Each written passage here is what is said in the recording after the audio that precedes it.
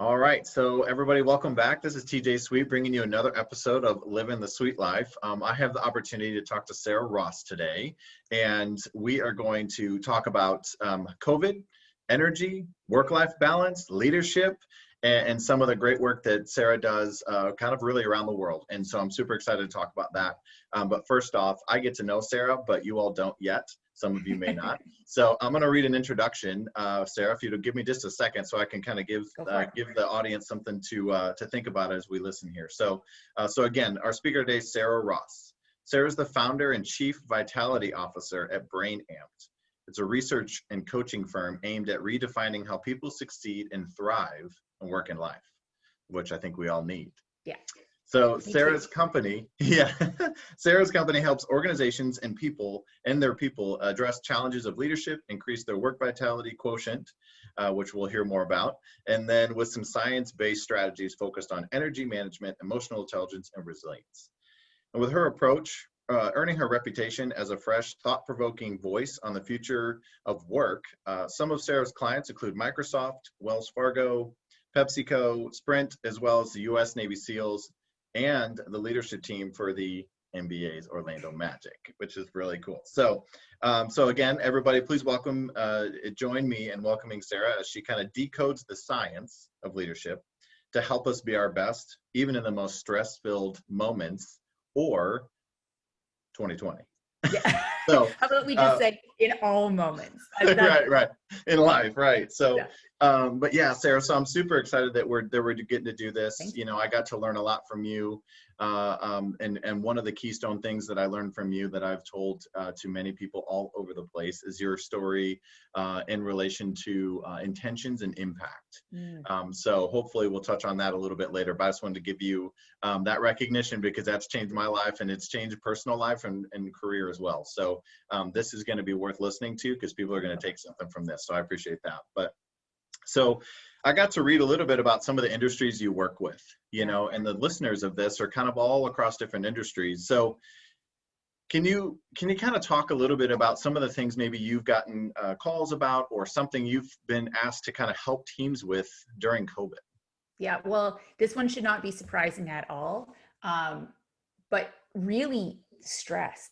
Like it really had, like that's been, it's been an element of helping people manage stress, number one. And I would say number two, organizations have been really committed and aware that this isn't just like, we talked about stress before kind of March 2020, before this pandemic took over and changed everything. We were always talking about stress. We already knew people were too stressed out. And then this pandemic hit, and to say that there was change would be the understatement of 2020. Like it flipped things upside down, and it didn't matter who you were, it impacted people. So people were talking about stress, but organizations were bringing me in to say, listen, we also need our people. Like we need people to not run themselves into the ground. This, you know, and originally I think we all were like, okay, well, you know, take this for a couple weeks and this will be a reset and, you know, okay, we'll learn some things and then we'll just be back to normal.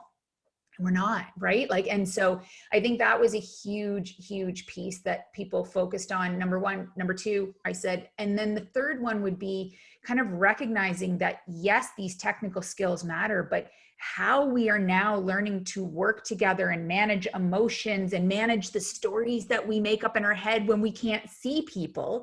You know, we're all kind of working through screens. If you're in that type of working environment, that how we managed relationships became so incredibly evident. And, you know, I used to have to soft lead into things to say like, empathy is really important. Now it's just like, I literally think empathy won the MVP award of 2020. Like nobody is like, empathy, oh, that's the soft stuff. Like everybody was like, without that, I don't know how we actually effectively move forward. So long answer, but those three kind of buckets: managing stress, helping people recognize what they need to do to manage themselves, and then acknowledge the emotion that goes into relationships.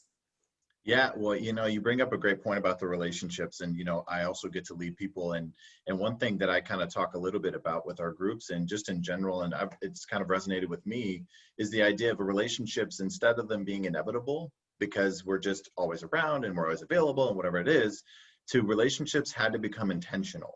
Yeah. So that shift from those two things, and so the quality of the relationship became so much more than transactional. Yeah. It became it wasn't just I saw people by coincidence. Like, we actually had to intentionally do some things, and gratitude is something I talk a lot about. But people's understanding of gratitude, in the sense of, even though we can't always control everything around us, right? So certainty throughout all of 2020 was pretty much questioned across the Yeah. board. Yeah. But gratitude practices help provide certainty, because we all of a sudden had to look around and think about, okay, well, now what, right? And so as leaders too, especially trying to figure out, how do we invoke some of that hope, whether it's empathy or whatever it is, because we don't even know we're also in it. And I think if you can speak to that a little bit, about how does a leader be in it, but also speak about it not feeling like they're in it, I took a couple, you'll see me, I can't help it. When I hear something, I'm like, oh, we got, so there, that was meaty, because there's like 3 pieces there that I think I hear. How do we be intentional? That really the power of gratitude, and then leaders dealing with the additional layer of pressure, stress, challenge of, you are managing you, and you are trying to lead people, and let's be a role model. And we kind of get caught in that trap of, do as I say, not as I do, because I'm a leader and I'm trying to protect you and I want you to take care of yourself. But my phone's never outside of my hand at any point, right? So I think there's 3 things. So I'm going to hit them one, and if we go on tangents, like that's okay. I think, because those are like 3 major things. I think, first of all, the intentional piece is so interesting, because I completely agree. And I'm going to push back and say, this environment for people who are, if you're still working, if you're still working with people, chances are, if you're doing that, you're doing some kind of frontline type of work. And you are doing that at such a pace that it is so easy for things to be transactional. Because people are just so running, and it's like, hopefully some of those relationships that were built before will serve as enough of a foundation. And the reality is, our brain's designed, when we are stressed, it's designed to self-protect. It's designed to, and so we can miss some of that. So it became such an important thing, and such, for lack of a better word, it was such a special thing when that conversation wasn't transactional, when we really genuinely connected with people. And what I really heard when you were talking about that is, I think we all really understood how important connection is, and that making intentional and meaningful connections was something that took work, but the kind of byproduct of that was so much bigger than the work that went into it. So in person, I think that happened. I think that's the same case that is making remote and virtual working so challenging, because we've still lost some of that walk by, hey, oh my gosh, I remember you did this. How did that go? But if you're like, hi, I know you're working, I just was going to say, how is that thing that just popped into my head? Somebody would be like, how rude. Anybody who watched Full House back in the day would be like, how rude. How rude. It is, you wouldn't just, if you're too young for that, but it is one of those things that I think that we, in email, when we start depending on Slack messages and emails, it's so easy to get transactional. And I think coming back to, and this will also lead to another layer of pressure for leaders, but you didn't have to just be a leader. If you were a part of working with people, needing to, whether it's to influence people or work virtually with people, get buy-in from people, that intentionality was so important. The challenge is, it's something that can get pushed down the priority list in the midst of crisis. And that, I think, there is crisis. We've been, we are becoming pros of crisis management, but not every moment is a crisis. but in the midst of that chronic stress and uncertainty, every minute feels like a crisis. So I think it, you know, to your point, I think it really, really helped people recognize that you have to do these things.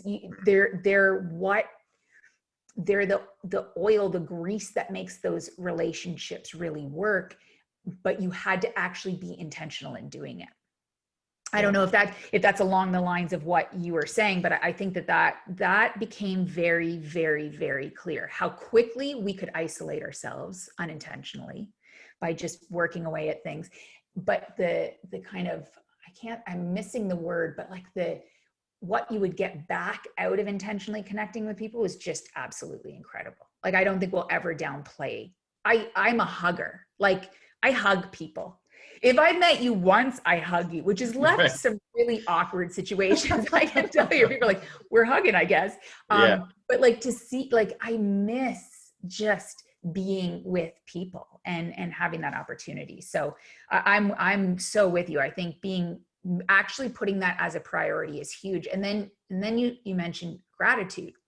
So what's, you know, fascinating, and this is your world, so you can add so much more value here, but gratitude I look at as like just the best grounder there is. Like, when everything is spinning, it just grounds you. And so if you know that you want to be intentional in your relationships, if you know you want to be intentional and effective and prioritize all the things that you could do in that moment, gratitude is like a little, you know, it's not that it slows you down, but it's like a break you can pull to be like, okay, let's slow everything down right here. And I think it's such an important part of meaning for us. Like, meaning is like, can I give something? Am I growing from this?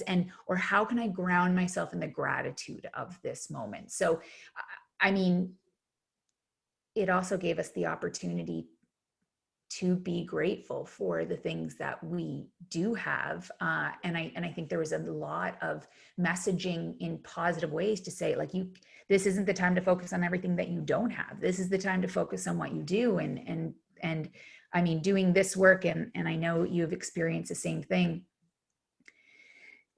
the amount of variation in experiences that people have had, whether they, you know, have families at home, whether they dealt with the, you know, personally illness from COVID-19, lost people through COVID-19.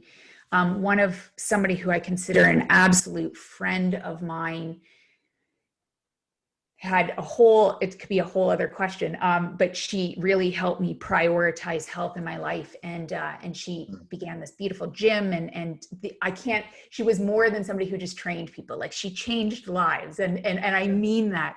But through all this, for a number of different reasons, she had to kind of close this gym down, this dream of hers. And it's like she's like, well, I know, you know, I haven't lost anyone. And I was like, wait, like, it is okay that you are grieving the loss of a dream. Like, I am so appreciative that you have the context to say there are people who have lost lives, but people have lost dreams and years and financial stability. And like, there are significant things. And I just think that there's so much power in being grateful for what we have. And it still gives space to acknowledge that you can be grateful and grieve and mourn the things that didn't come to fruition as you thought they were. And I think that balance is so profound. And I think it's been just more obvious than ever.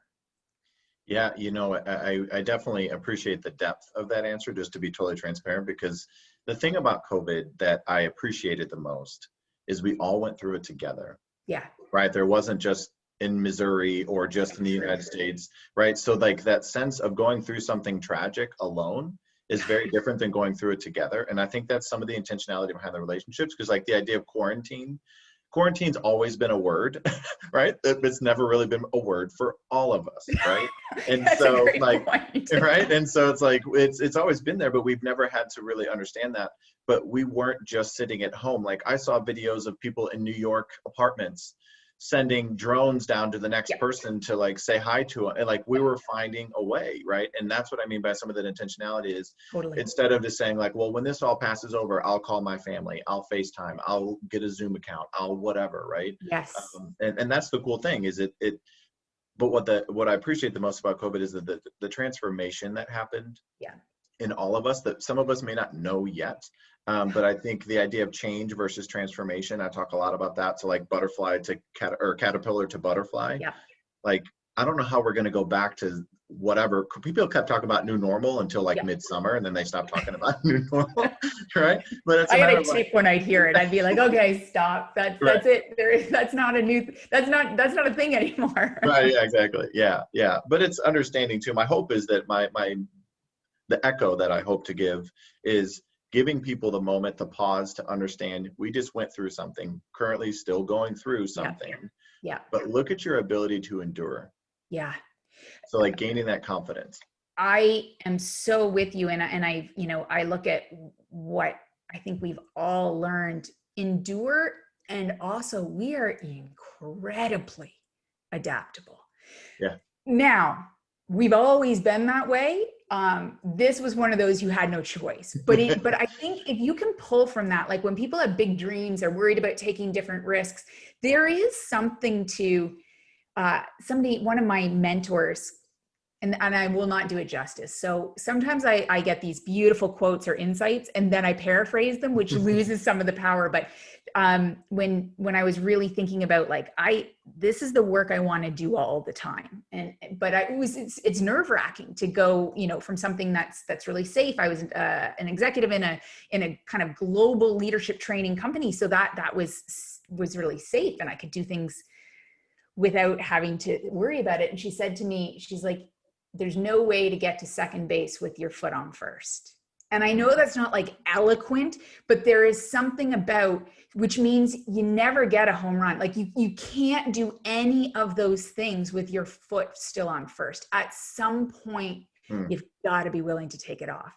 And that middle place, yep, it is absolutely scary. But I think that what COVID showed us is when you don't have options, we are so adaptable and creative, and we connect with people, and people can help us, and we can help people in ways we didn't see. Like, I think that there's something that, I tend to have my kind of set point of optimism on the more optimistic side. So I appreciate that's a little bit easier for myself. My husband is on the pessimistic side.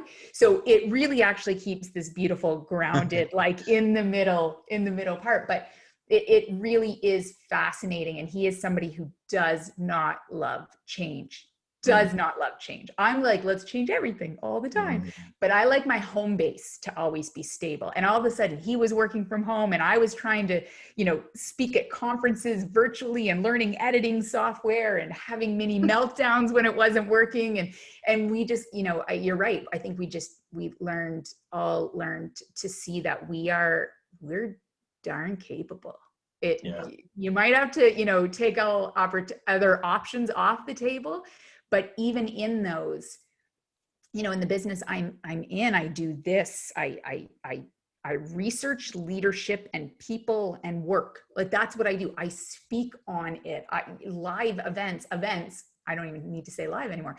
Is like a massive component of the work I do. This was the worst thing that could happen in the first couple of years of my business. I don't have to worry about it anymore. I know the worst thing that can happen. Absolutely. And I have figured stuff out that now the way I am building a business is, I think it's so much more sustainable. It will be so much more healthy for me. I think the opportunity to have the impact and share the work I want to share is so much larger. Like, it forced me to learn a bunch of things. I don't have to be scared of the thing that I used to be scared of anymore. I don't want it to happen again. Like, let's be clear, I've done good learning, but it's so empowering to know the thing that I was scared of happened. Yeah. So, so I don't want to leave. There's, the third piece of this is why I write my questions down when you ask them.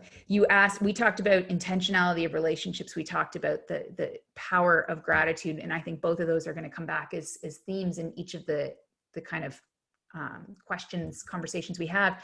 But you also said leaders who are carrying that extra layer of, you know, that of stress. And what I really think was interesting here, and what was really hard for many of the leaders I worked with, are leaders who are really smart, experienced leaders. Like when they can ground themselves and like, I can figure this out, I've been through it. And it was like, no, no, you haven't. So for a safety base of expertise was even feeling rocked for many, many people. And I think that so many leadership is just such an incredibly hard job. And we glamorize the word, but we don't talk about how hard it is. And yet I have met less than a handful of people who I'm like, ooh, I don't think your intentions are very great. And I'm not sure you have a soul in there.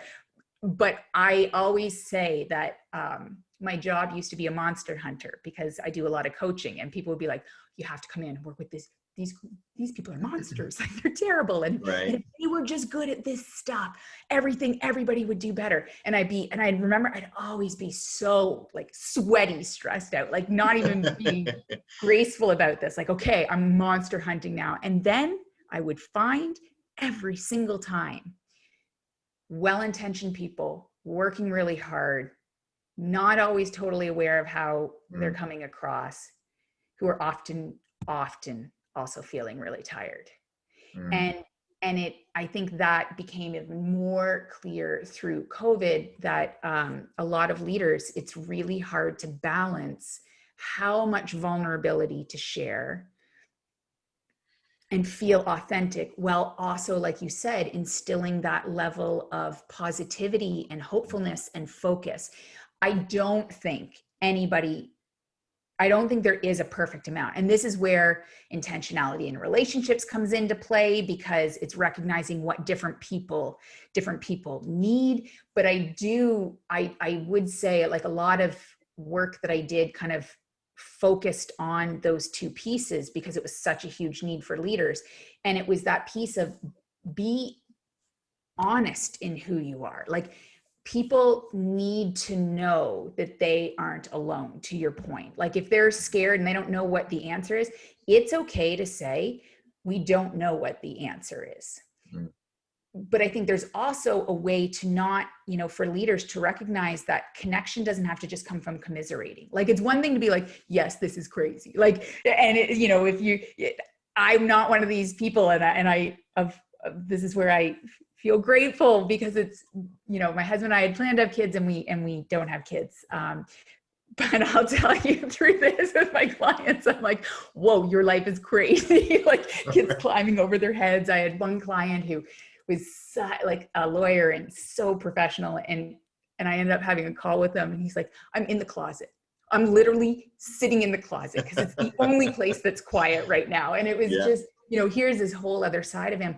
And really, he was like, how do I manage this? So I think that what really came out is, like, this is where leaders have to build, like go inside and trust some intuition as well, and allow emotions to come forward, and recognize that it's okay for people to be scared, but to not just get caught commiserating, but to also, help people see, where are the things that are controllable. If you can't do this, what can you do so that we can help you get to where you need to get. So I think they're really, that I keep saying, the requirement for a balance of empathy and open, accountable conversations helped people give themselves permission to say, I can still check in and be like, can we get this done or not? And check in to see how you are doing. But I think leaders had to be more vulnerable, and I hate lowering expectations. I hate telling people to lower expectations, but I mean, let go of expectations, I think, was a really hard thing for leaders, for themselves and for their teams, to sometimes say, we got to see where this lands. Yeah. Because you cannot expect people to be working the same way and pushing the same volume out. And you have to trust that if you don't see that email in 5 minutes, it's not that they're not working. it's perhaps because they're trying to figure out how to get a better internet connection, or they did what we always talked about. They batched their emails so that they didn't just answer email. They productively got the work done, which is what we were trying to get people to do before COVID. So, you know, there's strategies, there's different places, but for leaders to really recognize, have some self-compassion, you know, you do have this layer of pressure. You have to take care of yourself. You have to take care of yourself. And you give permission for other people to take care of themselves when you build that into the conversation. So that's what I would advise people to do over and over again. Like, instead of just saying, checking in on the work, checking in on the stress, checking in on what they're doing to take care of themselves, like saying, hey, I got an email from you at 10 o'clock last night. I want you to hear, I appreciate that dedication, but my expectation is not depletion. And to really give voice to that for leaders, I think that was the opportunity to just start to shift cultures in the way that we've been talking about. We've wanted to shift cultures for a long time, but leaders really, I mean, it's scary. Everybody was listening to them, but like all eyes are on them at all times. But it also just was like, we cannot keep leaning on this, do as I say, not as I do. It's a trap that is going to burn not just people, burn out organizations, and we're just in too high of a stress environment. We don't have enough, you know, lag time. You know, there's just not enough runway to do that for a long period of time. So I would say definitely that's what I heard from leaders again and again and again. Yeah, you know, that's a great point. And I think, you know, we all have that, whether we're a leader in a healthcare system or a bank or a whatever, but we're also a leader in our own lives, right? And so like kind of offering ourselves that grace. And, you know, one thing that I'm just, again, curious about, because I have a lot of passion about it, I actually talk about gratefulness being the path to purpose. Right? In the sense that the things that we're typically the most grateful for are the reasons why we work as hard as we work, or whatever it may be. And so, however, this year, right, and just really just in life in general, and a topic that I would be super curious to hear more about from you is the idea of passion and purpose, because that is just a flowing of all the time, right? Totally. But can that fill an energy gap for people, you know, when they're like, especially right now, you know, like, I love my job, but I also like can't leave because no one's hiring, and I'm uncertain about everything in my life, and my husband or my wife lost their jobs. And like, so kind of talk a little bit about how to use those things to kind of fill that gap. Yeah, it's so part of me, I always say, like, I'm an optimist, but then I also have this, like, when I say grounding, there's grounding in gratitude. And then there's like, I do believe in the balance of both perspectives. And so I set that context because there is zero doubt that when you are doing work you care about, it is easier to overcome the challenges because you can stay connected to a bigger why, a bigger purpose, a bigger sense of meaningfulness. And when we do get that, like, I am blessed. And I quite literally, if I could reach a little bit farther, one of my practices in the morning is just to reflect on something I'm grateful for. I don't mean for it to focus on this, but I would say once or twice a week, I say, I am so grateful to get to do the work that I do full time. People pay me to do what I love to do, to research the things that I think about all of the time. I am so grateful for that. But I also am a researcher, and I also love data, and I'm also intrigued because there's so much about passion. So this is a whole other topic, but sometimes I think we feel that we need to be in a job that we feel passionate about. And there's just some incredible work at saying, no, what are the values you care about, and how can you craft passion in the job that you have? It doesn't mean you stay there forever, but passion isn't something we have to follow. I think passion is something that we build. That can be a whole other part of a question. But your question was, how does passion, you know, help fill that energy gap? Does it? And we, you know, we've heard when you're passionate, you can do more. So if you just really listen to that, when you're passionate, you do more. There's a study that was done, and I I can't remember the exact statistic, but they interviewed people, and basically the only people who were counted into the study were people who would say, I landed my dream job. Like, whether it's the business I started, the organization I'm working with, the title that I want, within 18 months of working in their dream job, over half of them burnt themselves out. Mm-hmm. So what can start to happen is, I think that there's certain industry, healthcare is one of them. We can start to think that, I keep going back to it. It says, if you're so passionate about something, then you must be selfless in the endeavor of it. Mm-hmm. That you must put all your needs on the back burner. That if you really are committed and driven to this, that means you commit and you drive every moment of every single day. And that is why we are burning out people who I believe are committed to changing the world. And I know that sounds dramatic. I don't mean to make that dramatic. I see it, and the data shows it. So I think what becomes really important when we are passionate about what we are doing is to also recognize the long game of what you are trying to achieve. And I'll keep coming back to the same thing. You do not need to be exhausted in order to prove you are committed and dedicated to the purpose of the work that you are doing.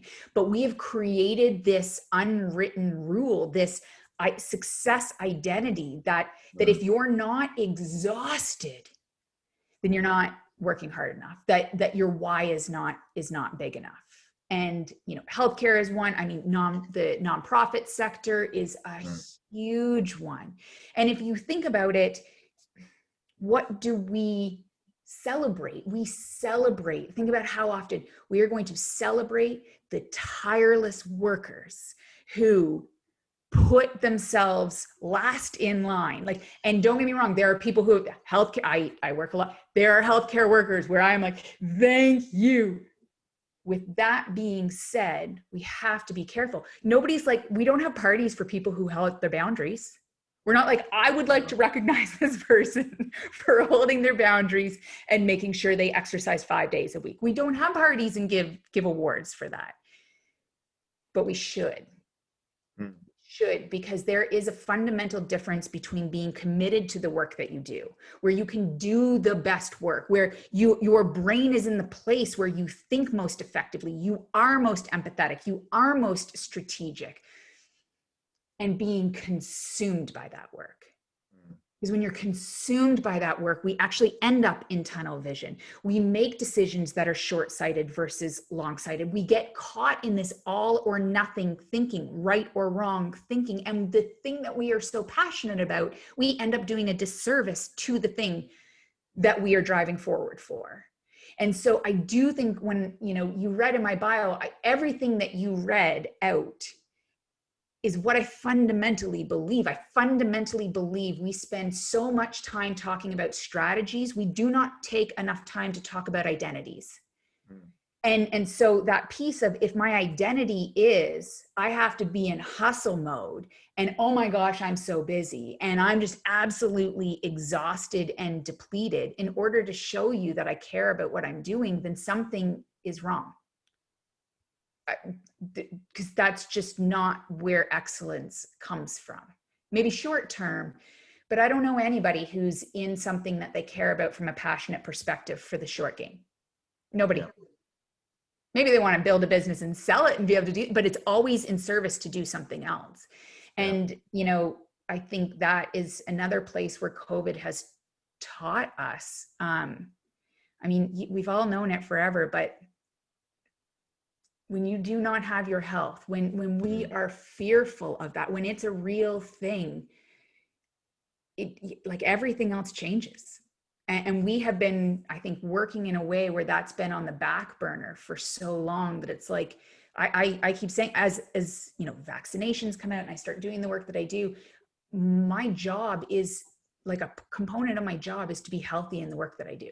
Like, I will travel differently, in the sense of, like, no, I'm not going to take that 10:30 flight that gets me home at 1:00 in the morning and everything. Like, no, I'll stay that extra night and sleep and then get up because I'm a morning person, and I'll fly home, because that is such a difference in what I, how I manage myself. So I think just really kind of, I know that I said a lot of things there, but I think that passion is such an element of our work that we can build and we can be grateful for. But when we lean on passion alone without recognizing that rest and refueling and taking care of ourselves and taking care of our relationships, if those things aren't also in the equation, then we are doing a disservice to everything we are committed to. Yeah, no, it's such a personal thing for me. And again, we've talked about it so often too, just some of our emails and, different things back and forth. And, and one thing that I respect and appreciate a lot about you is what you do and why you do it, but also kind of how you do it. And in the sense that, we've talked, we've emailed back and forth about, let's talk about things, let's just catch up. And then I said, let's do this podcast. And, but it's the freedom and the permission that you give by holding your ground, holding your standards, right? And so whenever I say, hey, can you do this podcast on this day? And you say, I'm not available for a month. Like most people would be threatened, but we already have enough between us relationally to where that I wasn't offended or thought that you were disinterested, like all these secondary emotions that the other person who doesn't hold their standards typically thinks. But we don't even allow the other person to like say, okay, great, I respect your boundaries. Oh, so, I'm so, let me think about which part I want to respond to. Thank you for acknowledging it first, because I'd love to say that that's a natural thing and I've just always done it. It's really not. It is the ultimate kind of integrity check of, if I'm going to say to people, if I work with leaders and I say to leaders, you cannot lead by the do as I say, not as I do, I cannot fall in the same trap. So I'm really open. I am far from perfect. I am a work in progress, but I also know that I constantly am monitoring that commitment versus consumed. And I do check into the source of my decisions. Like, what am I making that decision around? And if I have made a commitment to work on something, whether that's for myself, I've been writing a book, whether it's work I'm doing with a client, whether it's just the volume of coaching, I do it in chunks of time. And if that's the people that I work with, they've entrusted in me to be of service to them. I am working really hard to figure out how to be at my best long term. And I love saying yes to things because I am multi-passionate. I adore working with people. This job has afforded me some of the coolest opportunities.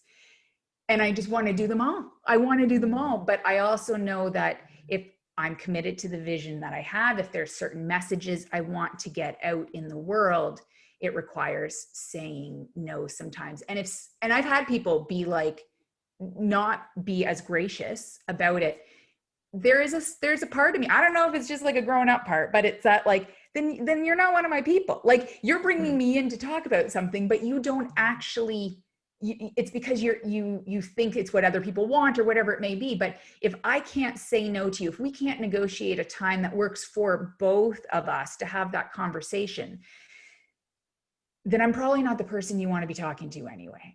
And I think that is something I've been getting a lot more comfortable with, that not every idea is for every single person, and that's okay. And if you're like I had somebody pushing and it's like, well, I've got 9:30 available. No joke. I am in bed at 10 o'clock. And if there is something I am insanely dedicated to, it's my sleep. Like, I will stay up late, but I know it's my tipping point. When sleep goes, everything else goes. I am terrible when I don't have enough sleep. It throws off all of my effectiveness and productivity. And then I don't exercise, and then I eat crappy. And it's like all of those things happen.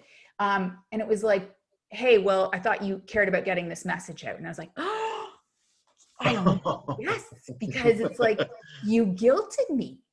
and my value is to get this out in the world. And I was like, wait a minute. The short game is to say yes. The long game is to say no, because that just, you know, a 9:30 call for something that could be done at a different time, for something that wasn't even going to be live for 4 months. Like, we can figure something else. If that was somebody who said, I need something and it's 9:30 at night, no problem. Like, it's not that it's this rigid way of thinking, but it is to recognize when are the times to break those kind of boundaries for myself. And then when are the times that it just leads to getting further and further and further off course. And then I work with a group, and if they haven't gotten my best, if I know they didn't get my best, I have a really, really hard time with that. Like, I have a really hard time with that. And I just don't, selfishly, I don't want to not give people everything that I have.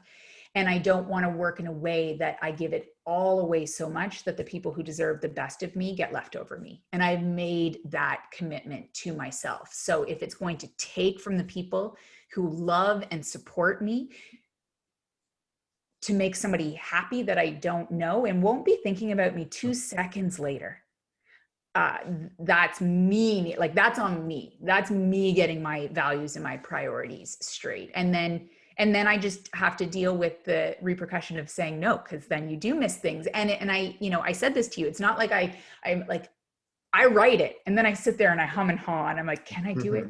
Oh, but I want to do it. And like, how do you, but it's really one of those where it's like, no, that's why I don't, when I say no, there's probably more grammatical errors than when I say yes. Cause I'm like, okay, there's a good reason why I'm saying no. I'm going to say no, and I'm not going to overthink it, because if I overthink it, I would rather say yes out of just, you know, for that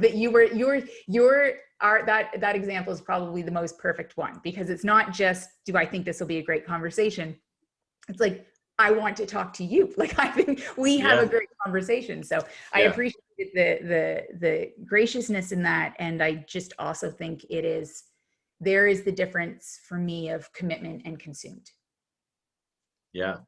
You know, and you talk a lot about, I'm just going to add a point. I'll pivot a little bit, but the idea of doing something because it's an opportunity for you, right? And doing something because you want to be able to give something, right? And so whenever you know, some of those folks probably, and again, I don't want to speak for them, but whenever they say, oh, so you must not care about it, they're solely trying to get something from you. Right?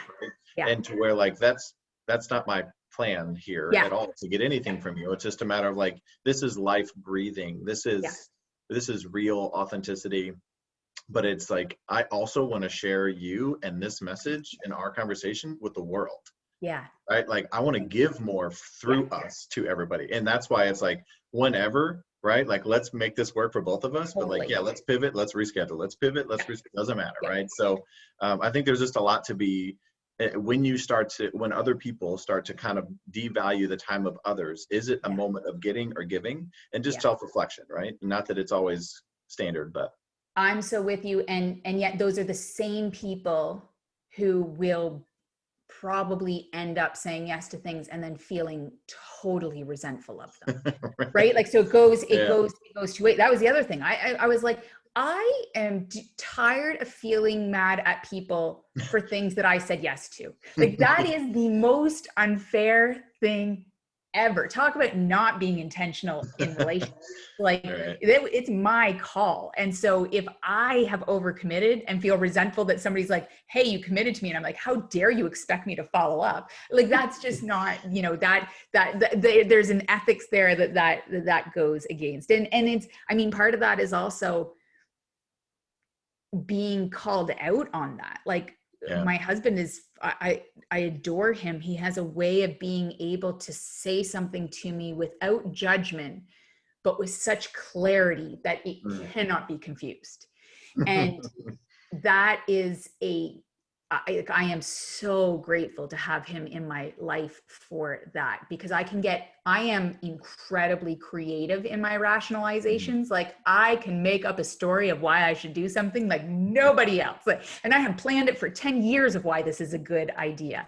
And, you know, he'll be the first one to say, how does this represent the work that you are committed to doing? And I'm like, damn it. It doesn't. Like, so that kind of self-check is one of those. And I keep little Post-it notes all over my office with little like check questions to just slow me down and make me think. And that's your whole point of intentionality, right? Like automatic reactive answer versus an intentional thoughtful answer. I'll deal with the thoughtful one so differently than the reactive one. Yeah. And it's actually, I'll answer the question with, again, with my thoughts and with my heart and my mind, as opposed to just to answer the question. Yeah. Right. And it's kind of two different things as far as like check box, right. And try to do less of that in the sense of pouring into people with a thoughtful answer. Because that's, if somebody was willing to ask me a question about something, I need to respect them enough, because they obviously valued my thoughts originally. So I need to respect them back and say, you know what? I need you. And I've done this, right? And there's times on social media and there's times wherever where I don't respond within 25 seconds, right? And I know. I actually needed to provide you a thoughtful response back to this statement or question. So that's what the delay was. And people are always like, wow, well, it was a thoughtful response, you know? Right. And it's a matter of paying attention to people. And you know, just as like a simple example of the details matter, right? But just like, and this sounds like a simple example, but it means something to me because it meant something to you. But if we don't go there, right? So like when somebody emails you, if they don't say, hi, Sarah, first, and then go straight into it, like that resonated, right? And in the thought of, I hope I get the chance to communicate with you, and I'm always going to respect that and do that first. I don't do that with everybody, right? But if it matters to you, but if we don't slow down enough to like share that, then we get an email from the same person all the time, mid email without your name or anything, right? And there's like 7 people on the email and you're like, who's this even to, right? So, but it's just like giving people that freedom and that permission to say, like, if something matters to you, share it.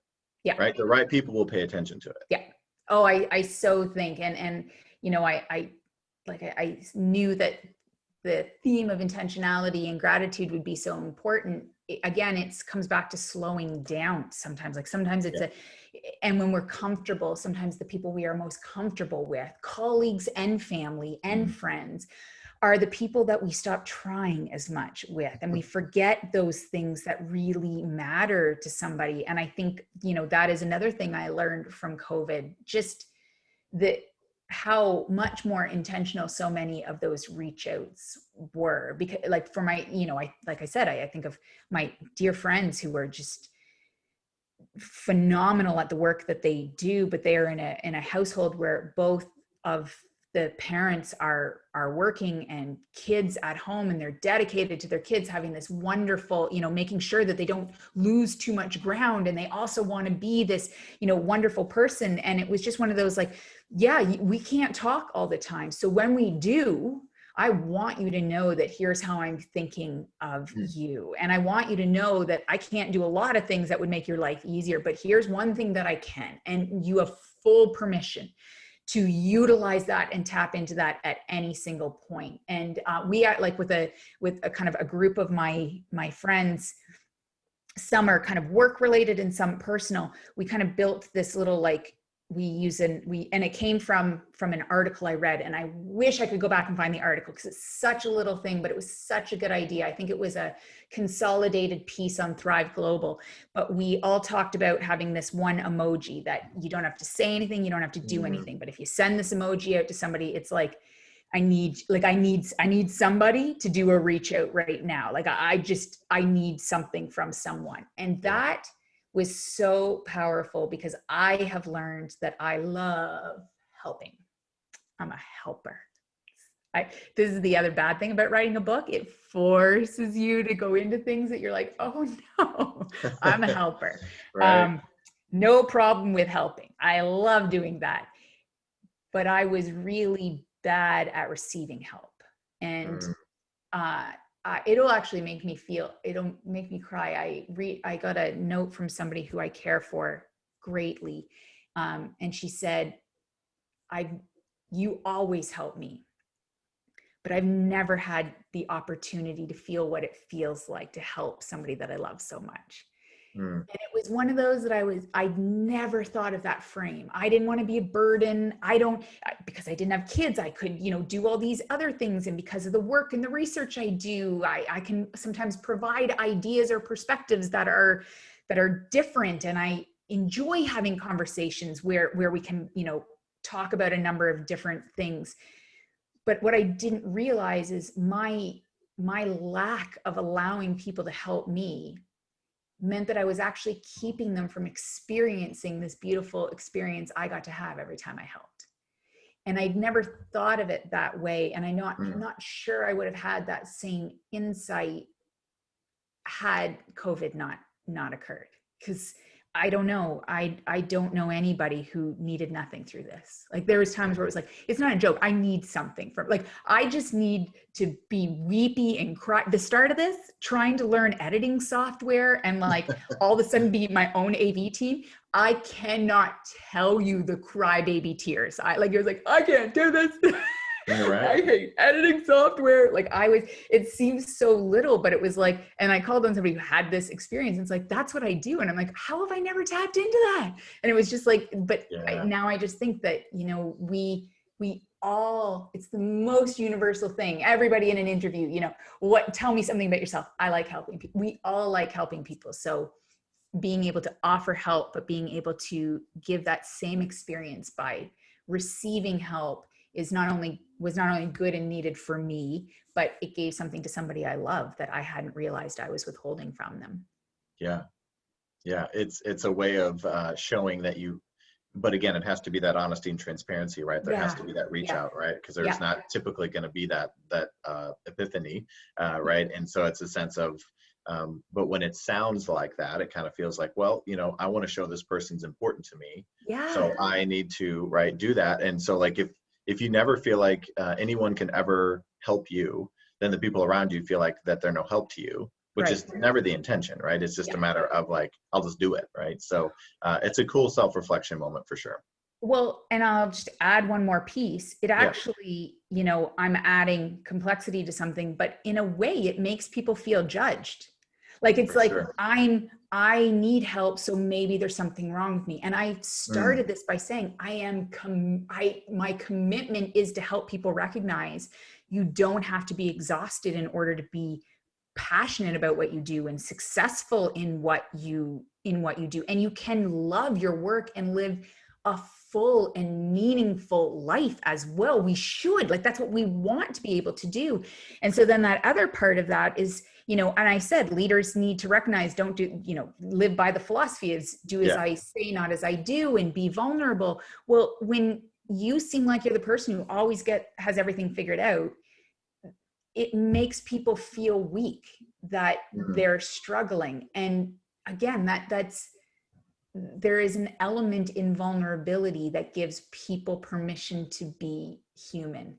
And we all are, and we all need that. And sometimes our stoicism and our strength actually creates environments where people feel afraid to say that they need something. And so that reframing, that asking for help isn't being weak, asking for help is an opening for people to connect.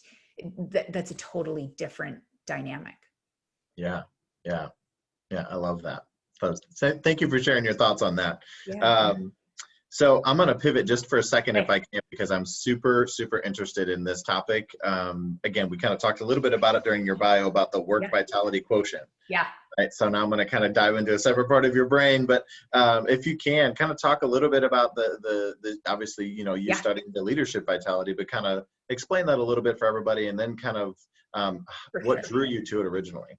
So let me say this, the word vitality is the worst word. And here's what I mean by this. It is try to use it in a sentence. It's so unsexy. It doesn't flow. It doesn't rhyme with anything. It's the worst word. And people are like, and people have different associations with it. So I can't tell you how many people have said to me, I'm not, I wouldn't build a brand on that. And I was like, listen, I hear you. I don't want to. I don't want that to be the thing. But there is no better word to describe the thing that I research and the thing that I feel we are at a deficit of right now. That's the problem. If it could just be passion, then that's what passion is. Easy to work with. I can get behind passion. Vitality it doesn't even come nice off the tongue. Like, it's really a hard word, but vitality, I mean, we often think about it from a health perspective, but if you look at the kind of psychology perspective of it, and we think about it from a workplace, if you look at the definition, it's like the feeling of aliveness. And that's the output, that feeling alive, feeling, it's the distinction. It's why I say we are experiencing a vitality deficit right now. It's the difference of feeling like we can take on the day versus feeling like we're just trying to make it through the day. And I think we are at a place where that survival mode feels like just keep our head above water is what we are aiming for. And I genuinely believe there are times that that's the environments that we are in. But to kind of deepen what vitality actually is, it's the combination of our energy sources. It's the combination of emotional, mental, physical, and like that spiritual, that purposeful, that meaningful energy that we carry. And when we're nourishing those and we're replenishing those, which that is what energy requires. You can't have vitality without nourishing and replenishing those sources of energy. But when those come together, that's what gives us the capacity to chase down bold goals, right? Like, from a workplace perspective, that's what allows us to tackle the challenging work when there are hurdles after hurdles and red tape after red tape. It's what allows us to do that challenging work. It's what kind of gives us that ability and willingness and vulnerability to invest in relationships, like, to be intentional in those relationships, to build relationships that have a positive ripple effect, and to live a full life outside of work, hardship, and all.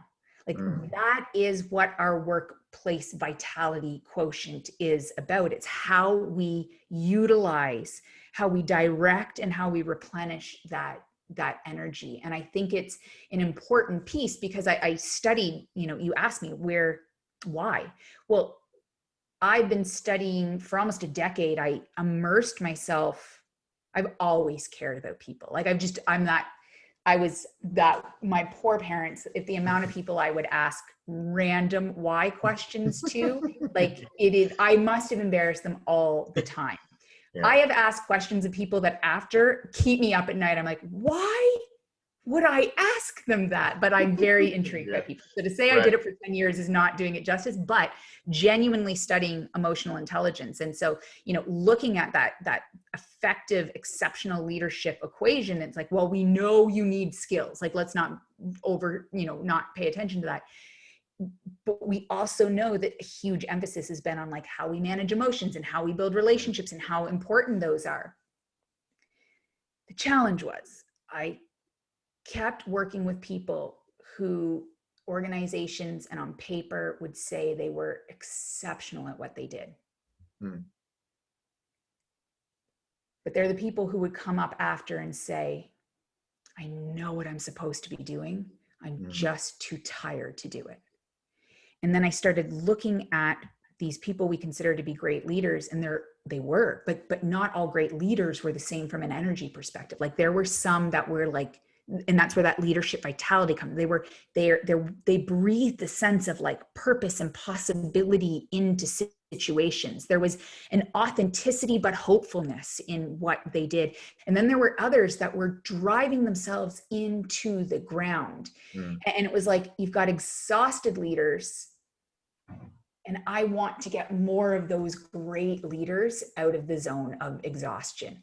And that's really where the vitality piece came, because I was like, what is this thing? It's more than, because energy, people are like, okay, so you do energy. And I was like, yes, but it's the purposefulness in that energy, because we can be managing energy and still be in survival mode. There is something to say, like, we all know what it feels like to be firing on all cylinders. Like when we feel alive, when we are in that zone of, I call it the standout zone, but I think as corny as it sounds, it resonates more. It's like when we're in that zone of awesome, like we're doing what we do really, really well. And that may not be something like, that might not be like conquering a major goal or solving a life problem. That might be being so incredibly present with someone that they can share something that they have been carrying for years. It could be also feeling alive by being so undistracted by our phones and all the things that are going on that we literally are able to look and be like, I can't get over how incredibly beautiful nature is, right? Like to just be present in those things. Or it might be to say, this is so damn hard.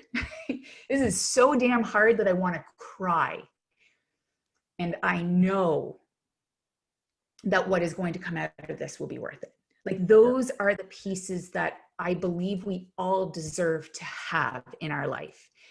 And why we started this whole piece of committed and consumed, that language is so important for me, because it's that piece of, if you want to feel that sense of vitality, then we must recognize that it involves taking care of ourselves. We must recognize that replenishing that energy is critical, but we also must think about things like stress differently, and we have to redefine what success is. And none of this requires taking your foot off the pedal and being less driven.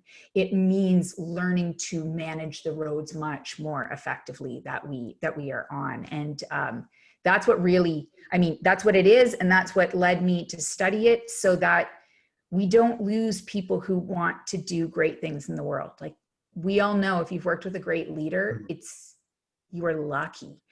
I think there are more people in this world who have the capacity to be exceptionally good leaders, but they are lacking the energy to do it. And they're not even aware of that being their biggest hurdle. So if we can have more great leaders who walk their talk, who share that being human is not being weak, who are intentional and grateful for those opportunities, and recognize that, you know, people don't come to us fully formed. They're always learning and growing. Like you do so much on mindsets, that doesn't just make our work world better.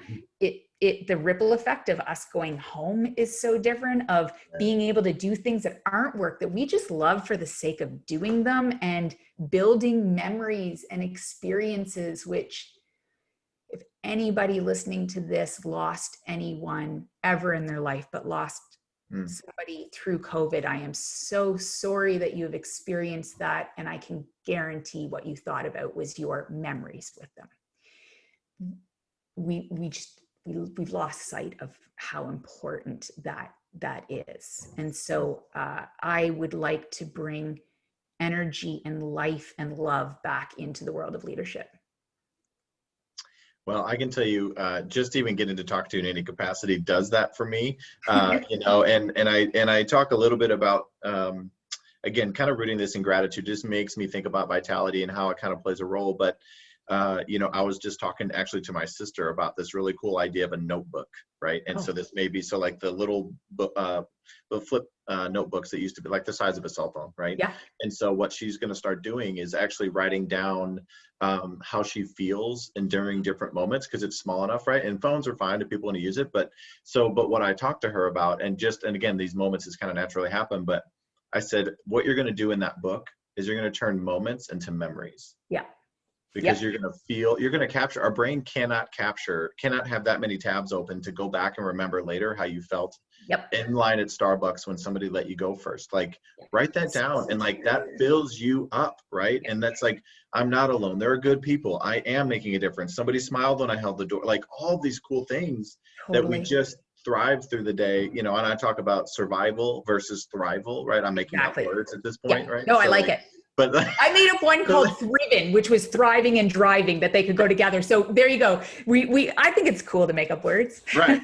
I mean, eventually, you know, Urban Dictionary, it's all good. But but one thing too, and again, I'm grateful that I get to call you a friend, a colleague, and all of this, and just I really want other people to try to be able to connect with you, because whether they are a leader or just a human person, who this is all real stuff, you know? And so if you're willing to kind of just share how people can reach out to you, how health systems, organizations, any business doing things that relate to people, right? Yeah.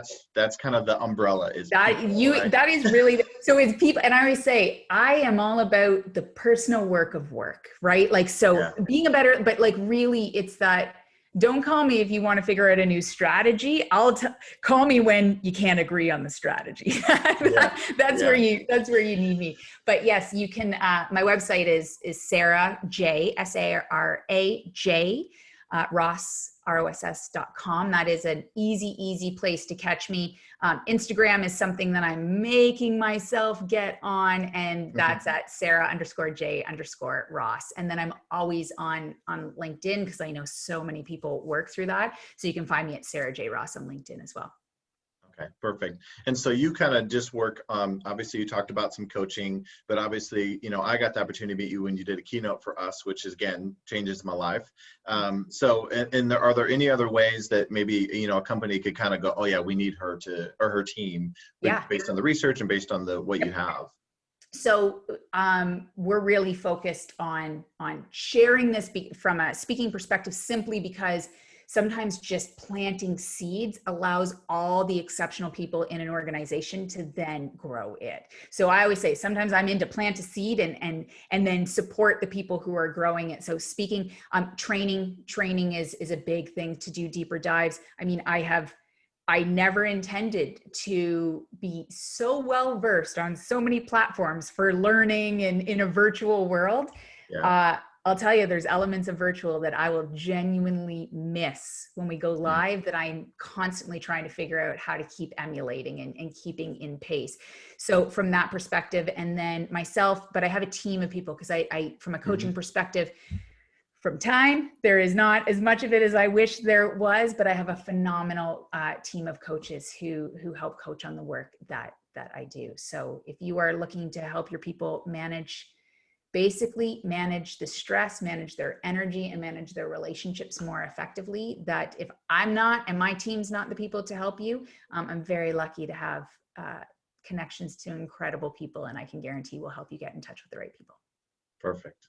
Well, you have made a difference in my life. I'm extremely grateful for you and for this time. And, but yeah, I'm super excited for the listeners to get to hear this, and it goes on every platform, and it's going to touch a lot of people. So I hope it was as life-filling for you as it was for me. It was great. Yeah. No, thank you so much for always thinking about me and being so committed to spreading positive messages and tools for people. So it was wonderful. Thank you so much. Yeah. Thank you, Sara.